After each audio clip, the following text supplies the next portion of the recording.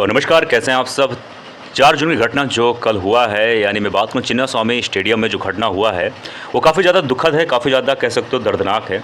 लेकिन हमारे इंडिया में, हमारे भारत में एक सबसे बड़ी कमी है, या फिर कह सकते हो सबसे बड़ा एक इसको अवसर के रूप में देखा जाता है। जब कोई भी घटना होता है तो कहीं न कहीं उसको राजनीतिक रूप दे दिया जाता है।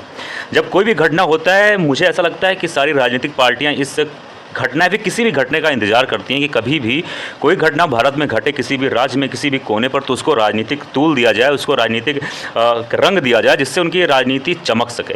यही कहीं ना कहीं आप देख सकते हैं चिन्नास्वामी स्टेडियम में जो घटना, उसके बाद राजनीति अलग अलग तरीके से दिखाई दे रहा है। यानी मैं बात करूँ तो कर्नाटक के जो सीएम हैं, यानी मुख्यमंत्री साहब, उनका एक बयान आया है। यानी बात करो तो उन्होंने, उनके द्वारा एक चीज़ बात कही गई है कि जब महाकुंभ उत्तर प्रदेश में हुआ था, उनमें उसमें भी एक ऐसी घटना हुई थी जहां पर 30 से 32 लोगों का डेथ हुआ था।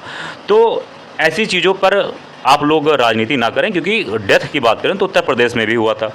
अब आप मुझे ये बताइए कि देखिए, महाकुंभ जो होता है, कोई एक किसी जगह से पार्टिकुलर लोग नहीं आते हैं कि उत्तर प्रदेश के इस ज़िले से लोग आएंगे या फिर उत्तर प्रदेश के ही लोग आएंगे। महाकुंभ में देश के हर एक कोने से लोग आते हैं। देश के कोने के साथ साथ विश्व के हर एक कोने से आते हैं।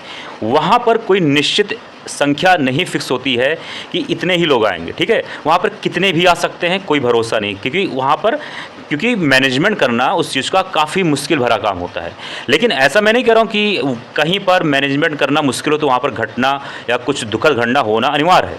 लेकिन वहाँ पर थोड़ी बहुत घटनाएं घट सकती हैं। लेकिन हाँ, मैं मानता हूँ उनकी भी लापरवाही है, मैनेजमेंट, प्रशासन, एडमिनिस्ट्रेशन सभी की वहाँ पर लापरवाही मानी जा सकती है। लेकिन कर्नाटक के सीएम के द्वारा जो ये बयान दिया गया है, कहीं ना कहीं आपको ये समझना चाहिए कि अगर उत्तर प्रदेश में ऐसी घटनाएं हुई थी महाकुंभ में, तो कम से कम आपको उस घटना से सीखना चाहिए था। आपके सामने ऐसी तमाम सारी घटनाएं हो चुकी हैं। हाथरस का केस हो चुका है, दिल्ली में केस हो चुका है। आपको ऐसी घटनाओं को समझना चाहिए, उन पर एनालिसिस करना चाहिए। आपको समझना चाहिए कि ऐसी घटनाएं वहाँ पर घट सकती हैं, तो यहाँ पर भी ना घटे। अच्छा, हम लोग क्या करते हैं कि हम लोग कंपटीशन करने लगते हैं। हम लोग ये ऐसा कहने लगते हैं कि आपके सरकार में 100 लोग का डेथ हुआ था, हमारे सरकार में सिर्फ 80 लोग का डेथ हुआ है। यानी कि यहाँ पर मौत का खेल, यानी मैं बात करूँ मौतें जो होती हैं, इन लोगों के लिए खेल बन चुका है।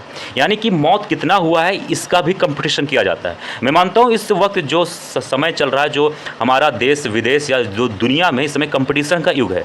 लेकिन कंपटीशन के युग में आप साइंस, एजुकेशन, पॉलिटिकल, कल्चरल, इन सब चीज़ का कंपटीशन करिए। आप किसी के मरने का या फिर किसी भी निगेटिव चीज़ों का कंपटीशन मत करिए, इसको रोकिए। मैं मानता हूं कि वहां पर मैनेजमेंट की गलती है, जो भी गलती हो, आपकी हो या ना हो, लेकिन आपको ऐसे बयानबाजी करने से बचना चाहिए। चाहे उसको स्वार्थ के तौर पर लें कि आपका पॉलिटिकल, या फिर ऐसे ही लें, आपको ऐसे बयानबाजी कभी नहीं करना चाहिए कि किसी के मन को ठेस पहुंचे। मिलते हैं किसी और वीडियो में। जय हिंद, जय भारत।